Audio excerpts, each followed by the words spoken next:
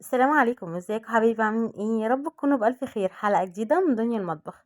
النهاردة ان شاء الله نعمل مع بعض الدونات بعجينة هشة وقطنية وكمان اقتصادية ببيضة واحدة هطلعي كل الكمية دي، وكمان هنعمله من غير قطاعات.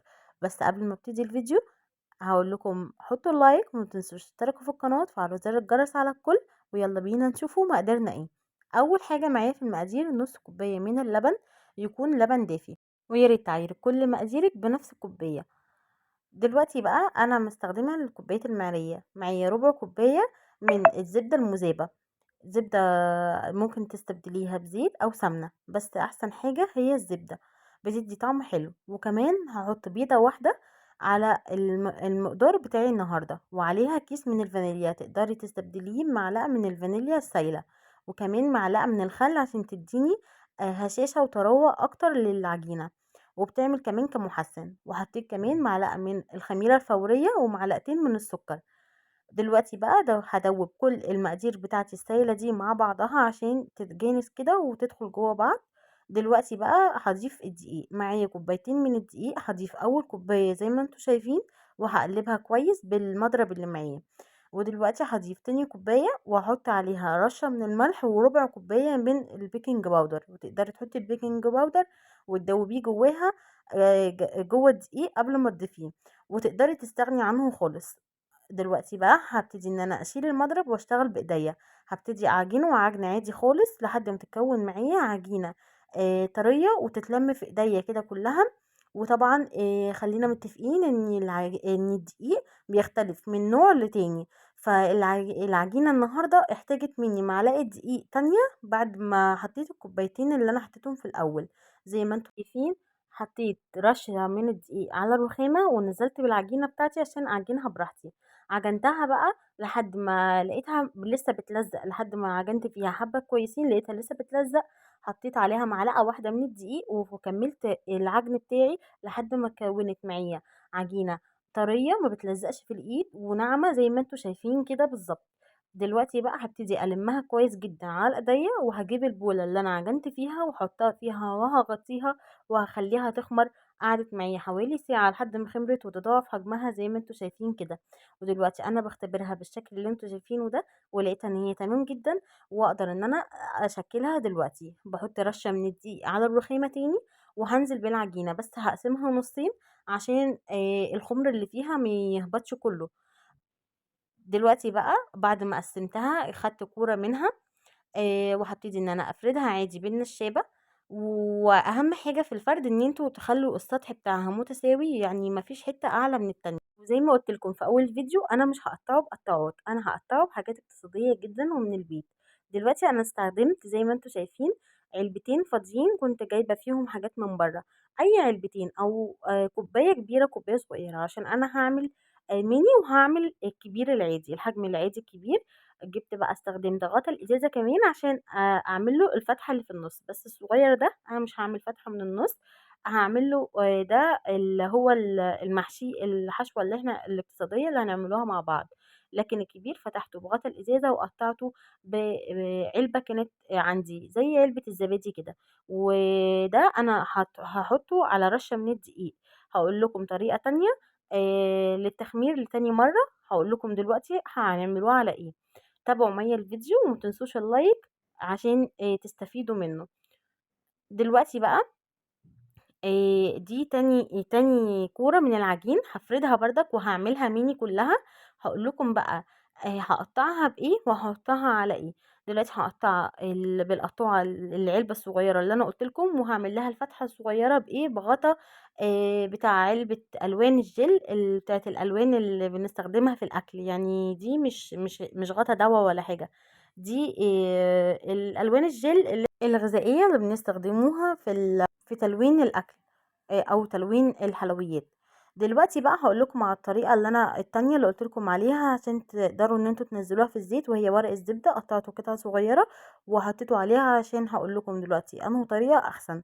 دلوقتي بغطيه بفوطة وبسيبه يخمر. أهم حاجة عملية التخمير أول مرة وتاني مرة. دلوقتي بقى هعمل معاكم الحشوة اللي احنا هنحشو بيها الدوناتس. وللاسف هو المقطع الاولاني ما تصورش للاسف، فانا هقول لكم على مكوناته سريعا. دلوقتي انا شغاله على النار، حطيت في الكسرولة الصغيرة كوباية من اللبن، عليها معلقتين من الكاستر الشوكولاتة، عليها معلقة من النشا ومعلقة من الكاكاو الخام الاسباني، وحطيت عليهم معلقتين من السكر. بعد ما تقلوا معايا حطيت عليهم مكعب من الشوكولاتة، شوكولاتة مطبخ عادية، عشان تديني طعم كويس. بعد ما تقلوا معايا على النار نزلتهم في بولة تكون كويسة كده واسعة، غطيت وشها بكيس عشان ما ينشفش الوش بتاعها، وهاسيبها تبرد. ودلوقتي بقى الدوناتس خمرت معايا، واهم حاجة في الدوناتس قلت لكم التخمير، اهم حاجة ان هي تخمر. دلوقتي بقى حطيت الزيت زي ما انتم شايفين، الزيت مش غزير، واختبرته كده بالخلة. اول ما عملت فقاعات كده على الخلة من تحت عرفت ان هو سخن. اهم حاجة ان هو يكون ساخن مش مقدوح. يعني ايه؟ يعني ان انا لو حطيته فيها مقدوح الدوناتس بتاعتي هتبوظ، هتتحمر في ساعتها ومش هتكون مستوية من النص. فاهم حاجة تكون نار متوسطة، الزيت يكون ساخن، ما يكونش بارد ولا مقدوح. زي ما انتم شايفين انا نزلت بكل سهولة اللي هي من غير الورق. اللي بالورق لزقت كده وبقت رخمة، ومعرفتش ان انا اشيلها منها في الاول بسهولة. لكن زي ما انتم شايفين انا بشيلها بكل سهولة، اللي هي ايه اللي انا فرشاها من تحت عليها رشة دقيق. فزي ما انتم شايفين الصراحة الطريقة اللي تعجبكم، بس انا بالنسبة لي رشة الدقيق اسهل واوفر بكتير من ورق الزبدة. انا قطعت ورق الزبدة كده مش كله، لكن انا لو هقطع على كله فانا ههدر ورق زبدة ياما جدا.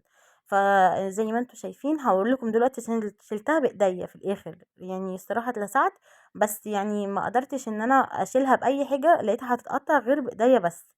والباقي عادي نزلته جدا عادي جدا بايديا، ما نزلش الخمر بتاعه ولا اي حاجة. زي ما انتوا شايفين اول ما بياخد لون من تحت، لون يعني يكون فاتح مش ذهبي غامق. دي الطاسة دي عملت كام واحدة كده غامقين، بس الباقي عادي طلعته عادي لونه ذهبي. بس عشان كان الورق الزبدة لزق فيه فخد لون من تحت غامق شوية. بس بقى كده بتطلعيه كده بالخلة او بشوكة زي ما انتوا شايفين انا بطلعه كده بالخلة. ما بياخدش وقت خالص، يعني يا دوبك كده 10 دقايق كده. اول ما بياخد لون من تحت بتقلبيه عن الناحية التانية لحد ما يعمل معاكي كمان الخط الابيض. ده اهم حاجة عشان يطلع معاكي الخط الابيض، يكون سميك ويكون الزيت كمان متوسط، ما يكونش يعني ما يكونش الزيت غزير. هو كده كده اول ما بينفخ كده بيطلع لفوق على طول زي ما انتوا شفتوه في اللقطة اللي فاتت دي. انا كده خلصت كل الكمية. هبتدي دلوقتي اجيب كيس حلواني احطه في الحشوة اللي انا عملتها معاكم الاقتصادية، وطبعا المقادير بتاعتها هتكون موجودة في صندوق الوصف. دلوقتي بقى بخرمها كده او بعمل لها فتحة صغيرة بظهر المعلقة، وببتدي ان انا احشيها، وتأكدوا ان هي اتحشت كويس. اول ما بتتقل معاكم كده وبتحسوا ان هي خلاص الحشو طالع من بره زي ما انتم شايفين في الباقي، خلاص كده ايه هي كده اتحشت. تجيبوها كده من الجوانب عشان تتحشي كلها. خلصت كده كل الكمية اللي معايا، وجبت بقى شوكولاتة بيضة وشوكولاتة بني مسيحاهم على حمام بخار، وحطيتهم بقى كده في الطبقين عشان اشكل وازين بقية الدوناتس بتاعتي. وطبعا التشكيل والتزيين ده على حسب ذوقكم. انا يعني مزوقة كده شوية كده على قد ما قدرت كده اظبط. حطيت كده شوكولاتة بيضة، حطيت عليها كده خطوط من الشوكولاتة البني. تقدروا بقى تحطوا اي صوصات انتوا عايزينها. يعني انا عاملاها دي حاجة كده اقتصادية، او حاجة يعني خفيفة تقدري ان انتوا تعملوها وعلى قد الايد يعني زي ما بيقولوا. دلوقتي بقى حطيت بقى من البني دي خطوط كده، وبالخلة بردك بعمل فيها اشكال كده عشوائية زي ما انتوا شايفين خطوط كده. وهنا بقى بعمل فيها القلوب اللي هي المسحوبة. عملت على الابيض ورا الكاميرا ظبطت، هنا ما ظبطتش قوي، بس هتشوفوها في الاخر والله شكلها كلها جميله. بصوا هنا ما كملتش الحته البيضه، بس هي القلوب دي بيبقى شكلها حلو قوي. وكمان كان عندي النجوم اللي هي زي الكاندي دي، حطيت بقى منها كده ملونه الاطفال بيحبوها جدا. وعندي اللي هو الكريسب الابيض طعمه جميل جدا، حطيت منه بردك كده. وزينت بقى كده على قد ما قدرت. انتوا بقى شكلوا وطلعوا ابداعاتكم كلها في الدوناتس، الاطفال بتحبه جدا. انا بالنسبه لي ولادي بيحبوه جدا، وبيحبوا كمان يبقى متزين بالحاجات الملونه دي، بيفرحوا بيها وبيبقى شكله مبهج. شايفين بقى الطبق كده جميل قوي وشكله كده مفرح. اول لما حطيته كده ورصيته كان تحفه جدا. بصوا بقى هوريكم دلوقتي العجينة. العجينة بقى من جوه تحفة. بصوا لونها فاتح، هشة عاملة زي الاسفنج، طرية جدا وعاملة زي القطن. يعني بجد ما فيهاش غلطة. العجينة المقاديرها مظبوطة، وكمان الحشوة بتاعتها اللي هي الشوكولاتة دي اللي انا فتحتها جميلة جدا. شايفين بقى من جوه؟ يعني دي ما اتحشتش كويس، بس العجينة من جوه باينة، يعني الحمد لله ان هي العجينة باينة عاملة ازاي. بصوا انا رجعتها تاني عشان اخد حتة ادوقها واوريكم هي قد ايه طريه وقد ايه هشه من جوه. يا رب الفيديو يعجبكم، لو عجبكم حطوا اللايك، وما تنسوش تشتركوا في القناه وتفعلوا زر الجرس على الكل. اشوفكم ان شاء الله في فيديو جديد، واقول لكم مع السلامه، باي باي.